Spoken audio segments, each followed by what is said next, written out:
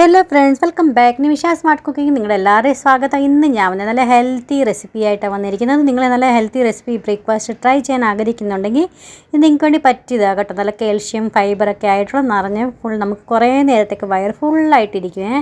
അപ്പോൾ ഞാൻ ഇന്ന് വന്നിരിക്കുന്നത് രാഗി വെജിറ്റബിൾ ചീലയുടെ വീഡിയോ ആയിട്ടാണ് വന്നിരിക്കുന്നത്. അപ്പോൾ നമുക്ക് വേണ്ട എല്ലാം എടുക്കാം കേട്ടോ.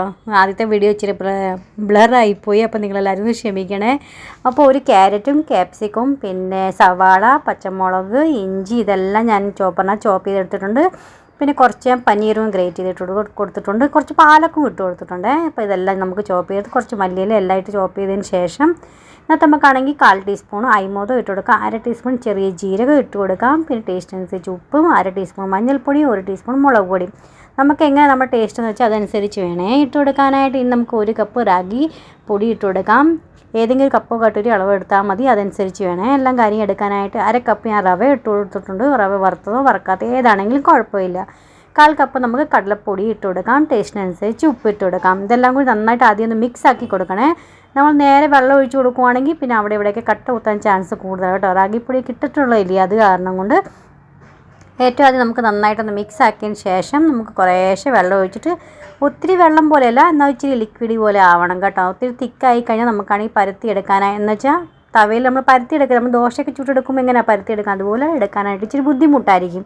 അപ്പോൾ അതുകൊണ്ടാണ് പറഞ്ഞത് ഇച്ചിരി വെള്ളം നമുക്ക് ഇച്ചിരി ലിക്വിഡ് പോലെ വേണം. എനിക്കൊരു 250 ml കപ്പിന് 2 കപ്പ് വെള്ളത്തിന് ആവശ്യം വന്നായിരുന്നു കേട്ടോ. അപ്പോൾ ഞാൻ പറഞ്ഞ അത്രയും ഒഴിക്കേണ്ട ആവശ്യമില്ല, നോക്കിയിട്ട് കുറേശ്ശെ ആയിട്ട് ഒഴിച്ചു കൊടുത്താൽ മതി. അപ്പോൾ ഞാൻ കാണിച്ചു തരാം കേട്ടോ ലാസ്റ്റ് എത്ര വേണമെന്ന്. അപ്പോൾ അത് ഏത് കണ്ടാൽ അത് കുറേശ്ശെ ആയിട്ട് നമുക്ക് ഇതുപോലെ ഒഴിച്ചു കൊടുക്കാം. ഇപ്പോഴും തിക്കാണ് കേട്ടോ, എപ്പോഴും വെള്ളത്തിൻ്റെ ആവശ്യമുണ്ട്.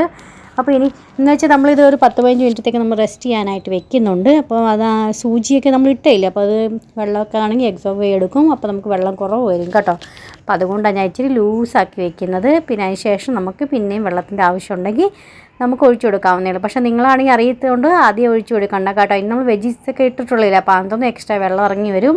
അപ്പോൾ നമുക്ക് നോക്കിയിട്ട് പിന്നെ വേണമെങ്കിൽ ഒഴിച്ചു കൊടുക്കാം. ഇപ്പോൾ ഇത്രയും മതി കേട്ടോ. ഇനി ഒരു 15 മിനിറ്റത്തേക്ക് റെസ്റ്റ് ചെയ്യാൻ വെക്കുന്നുണ്ട്. ആ നേരം നമുക്ക് ചട്നിയോ എന്തെങ്കിലും വേണമെങ്കിൽ ഉണ്ടാക്കിയെടുക്കാവുന്നേ ഉള്ളൂ. ഞാനാണെങ്കിൽ ഇത് തൈരിൻ്റെ കൂടെയാണെങ്കിൽ എൻജോയ് ചെയ്യുക, തൈരോ അല്ലെങ്കിൽ അച്ചാറിൻ്റെ കൂടെയൊക്കെ ആണെങ്കിൽ നല്ല അടിപൊളിയായിരിക്കും കേട്ടോ. ഒന്നും ഇല്ലെങ്കിൽ ഇച്ചിരി ചായ ഇട്ടാണെങ്കിൽ നമുക്ക് കഴിക്കാവുന്നേ ഉള്ളൂ. നല്ല ടേസ്റ്റി ആയിരിക്കും കേട്ടോ കഴിക്കാനായിട്ട്. എന്ന് വെച്ചാൽ നമ്മൾ അത് മസാല എല്ലാം ഇട്ട് കൊടുക്കുന്നുണ്ടല്ലോ, അപ്പോൾ എക്സ്ട്രാ ഒന്നിൻ്റെ ആവശ്യം നമുക്ക് അവിടെ വരത്തില്ല. അപ്പോൾ എനിക്ക് ഇച്ചിരി ബെറ്റർ തിക്കാന്ന് തോന്നി, അപ്പോൾ ഞാൻ കുറച്ചും കൂടെ വെള്ളം ഒഴിച്ച് കൊടുത്തിട്ടുണ്ടായിരുന്നു. ഇപ്പോൾ ഉപ്പൊക്കെ നോക്കണേ, നമ്മൾ ടേസ്റ്റിനനുസരിച്ച് ഉണ്ടോ ഇല്ലയോ എന്ന്. ഇല്ലെങ്കിൽ എക്സ്ട്രാ ഉപ്പ് ഇട്ട് കൊടുക്കുക. ഇപ്പോൾ ഞാൻ നോക്കിയപ്പോൾ എല്ലാം പാകത്തിനുണ്ടായിരുന്നു കേട്ടോ. അപ്പോൾ അതുകൊണ്ട് ഞാൻ എക്സ്ട്രാ ഒന്നും ഇട്ട് കൊടുത്തിട്ടില്ല. പാനിൽ ഞാൻ നോൺ സ്റ്റിക്ക് പാനാണേ എടുത്തേക്കുന്നത്. അപ്പോൾ അതാണെങ്കിൽ പാനിൽ ഞാൻ കുറച്ച് ഓയിൽ ഞാൻ ബ്രഷും കൊണ്ട് ബ്രഷ് ചെയ്ത് കൊടുത്തേക്കുന്നത് കേട്ടോ. എക്സ്ട്രാ ഒത്തിരി ഓയിലിൻ്റെ ആവശ്യമൊന്നും ഇല്ലല്ലോ, അതുകൊണ്ട് ഒത്തിരി ഓയിൽ കഴിക്കേണ്ടെന്ന് വിചാരിച്ചിട്ട് തന്നെയാണ് കേട്ടോ നോൺ സ്റ്റിക്ക് പാൻ ഞാൻ എടുത്തേക്കുന്നത്. അപ്പോൾ അതേ നമുക്ക് ആവശ്യമുണ്ടെങ്കിൽ മേളിൽ കൂടെ ഇതുപോലെ നെയ്യോ എണ്ണ എന്താ വേണ്ടതെന്ന് വെച്ചാൽ ഇതുപോലെ ഒന്ന് ഒഴിച്ചു കൊടുക്കാവുന്നേ ഉള്ളൂ. സൈഡിൽ കൂടെ ഇതേ കുറച്ച് എണ്ണ ഇതുപോലെ ഒഴിച്ചു കൊടുക്കുന്നുണ്ട്. ഒരു സൈഡ് ഡ്രൈ ആയി മേളിൽ ഡ്രൈ ആയെന്ന് തോന്നുവാണെങ്കിൽ മറിച്ചിട്ട് മറ്റേ സൈഡ് നമുക്ക് ചുട്ടെടുക്കാം. ഒരു മീഡിയം ഫ്ലെയിമിൽ വെച്ചിട്ട് വേണം ചെയ്യാനായിട്ട്. ഹൈ ഫ്ലെയിമിൽ വെച്ച് കരിച്ചൊന്നും കളയില്ല കേട്ടോ, അതിന് ടേസ്റ്റ് വ്യത്യാസം വരും. പിന്നെ അത് തന്നെയല്ല, പിന്നെ നന്നായിട്ട് നമ്മൾ വിചാരിച്ചുകൊണ്ട് നന്നായിട്ട് വെന്ത് കിട്ടത്തില്ല കേട്ടോ. അതുകൊണ്ടാണ് പറഞ്ഞത് ഒരു മീഡിയം ഫ്ലെയിമിൽ വെച്ചിട്ട് ചെയ്ത് കൊടുത്താൽ മതി. പിന്നെ സൈഡൊക്കെ നന്നായിട്ട് കനം കുറച്ച് പരത്തി കൊടുക്കണം കേട്ടോ, അല്ലെങ്കിൽ പിന്നെ അവിടെയൊക്കെ വേവാതൊക്കെ ഇരിക്കും. അത് കാരണം കൊണ്ടാണ് പറഞ്ഞത്.